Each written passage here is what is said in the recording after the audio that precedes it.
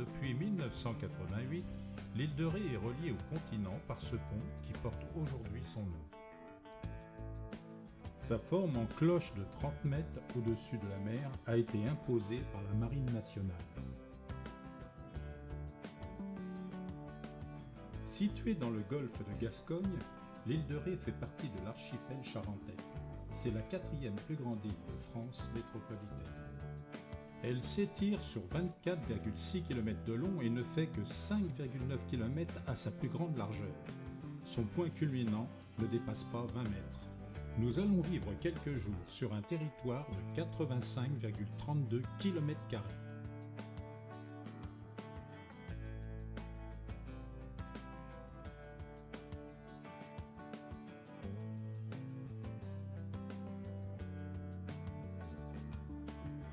Les vélos de location sont une alternative à la voiture. L'île est pourvue de bonnes pistes cyclables.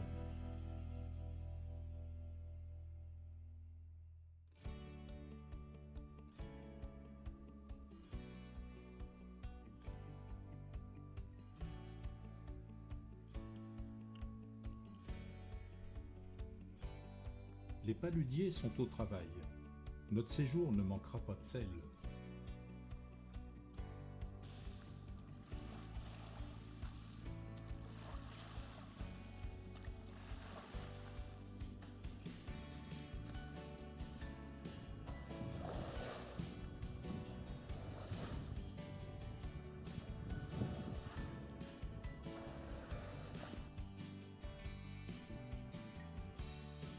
Dirigeons-nous vers Loie, située à 14 km de la côte nord de l'île, au cœur des Marais Salants. C'est le plus petit village de ce territoire.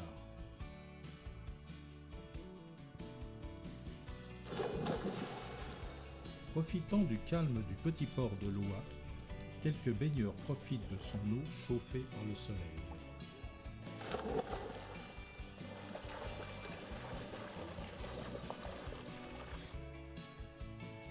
L'île est surnommée Ré la Blanche en raison de la couleur de ses maisons traditionnelles.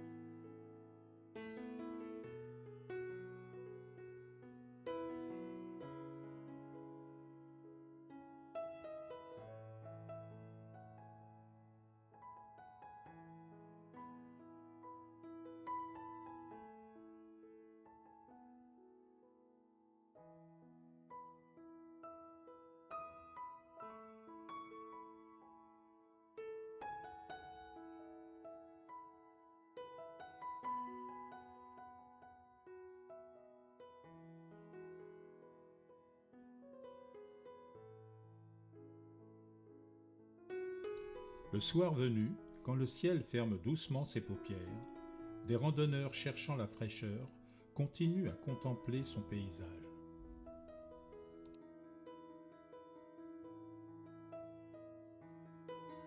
Le ressac de la mer accompagne nos pas dans la nuit qui s'installe.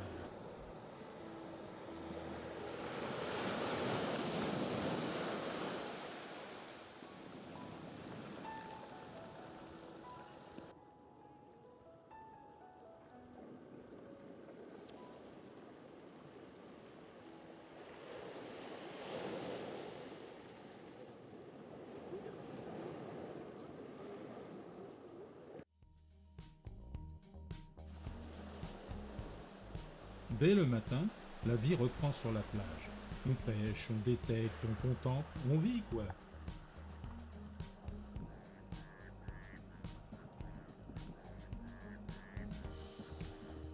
La commune d'Arenré est repérable à son clocher d'église peint en noir et blanc.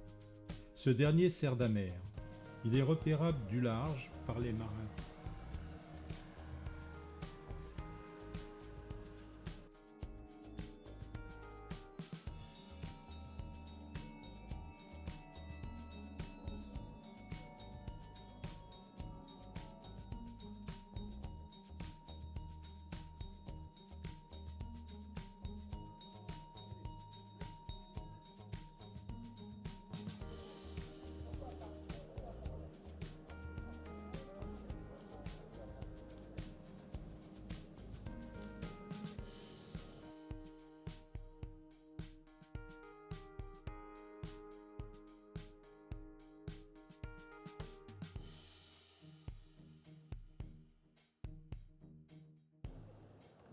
On aperçoit déjà au loin le phare des Baleines.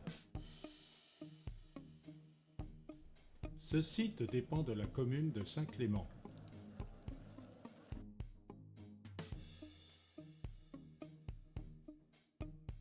Le phare des Baleines date de 1854. Sa hauteur est de 57 mètres.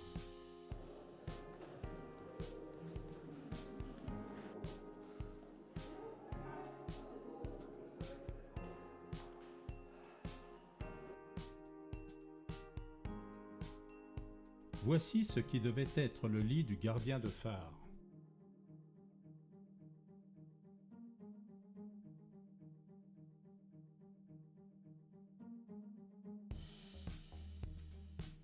Tout près, en contrebas, trône l'ancienne tour de Vauban. Plus petite, elle culmine à 27 mètres. Elle a été bâtie en 1682.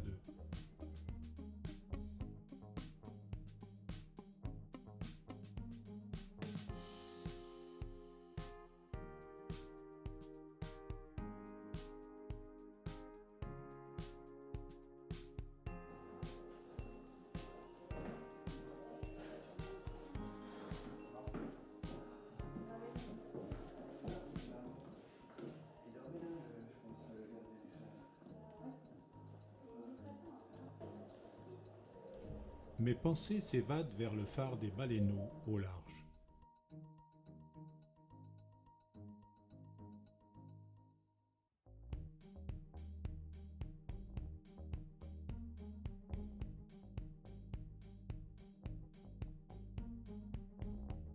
La flotte et Saint-Martin-de-Ré formaient un ensemble de 5500 habitants en 2009.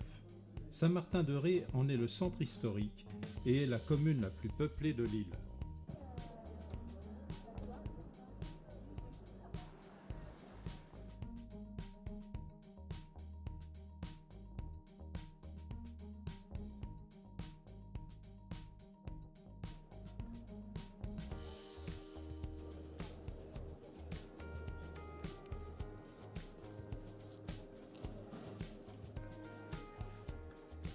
L'appel du large se fait sentir. Saint-Martin-de-Ré est notre point de départ pour l'île d'Aix.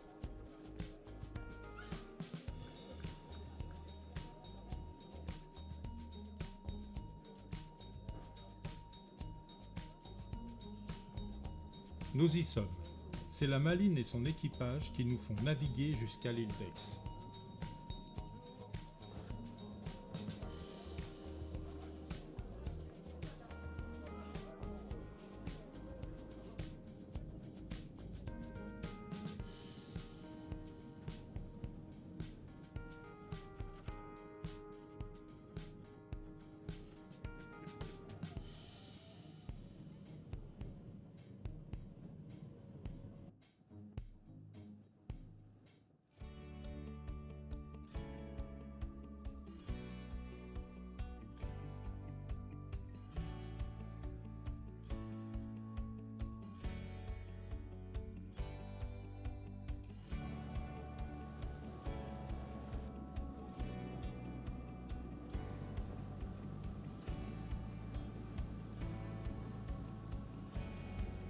Sous les 30 mètres du pont de Ré, nous y repasserons ce soir.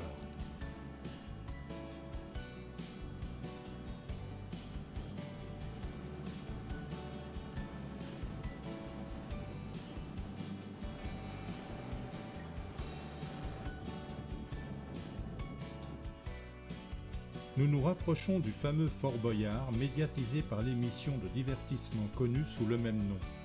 Fort Boyard dépend de la commune d'Aix, sur l'île où nous allons accoster pour la journée.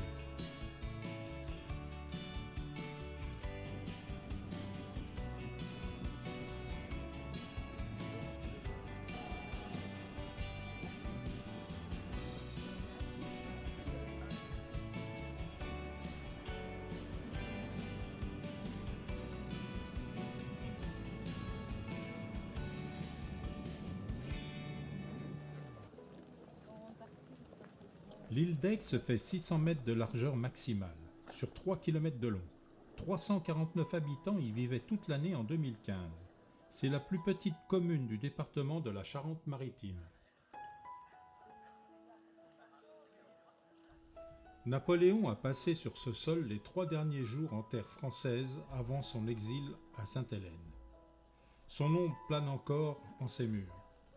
Aix en conserve un nombre impressionnant de vestiges. C'est pour nous un voyage hors du temps.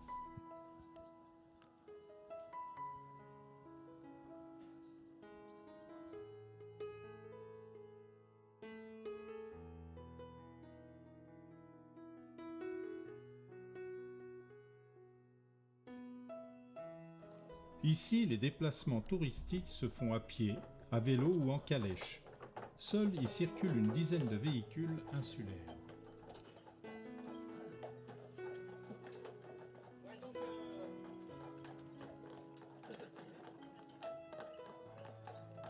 Et ces 12 fois, on peut les remplir ou les vider.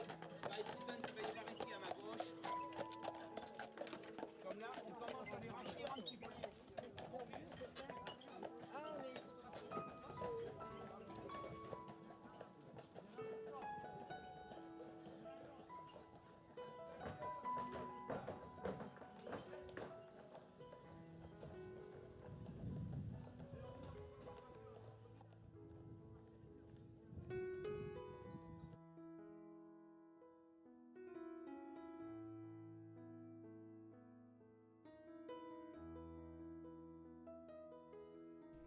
Dans cette église trône un mémorial concernant 37 prêtres, déportés et martyrs de l'estuaire de la Charente entre 1794 et 1795. Ils ont été béatifiés par le pape Jean-Paul II à Rome le 1er octobre 1995.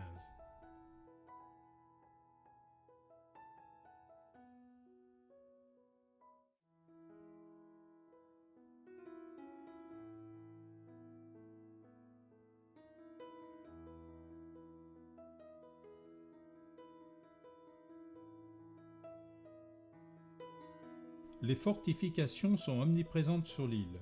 Elle se voulait point stratégique contre l'envahisseur anglais.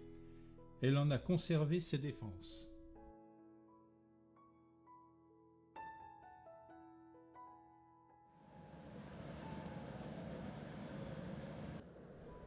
La journée se termine. Le bac transborder ramène sur le continent les équipes techniques et leurs véhicules. Quant à nous, c'est la Malines qui revient nous chercher pour revenir à Saint-Martin-de-Ré.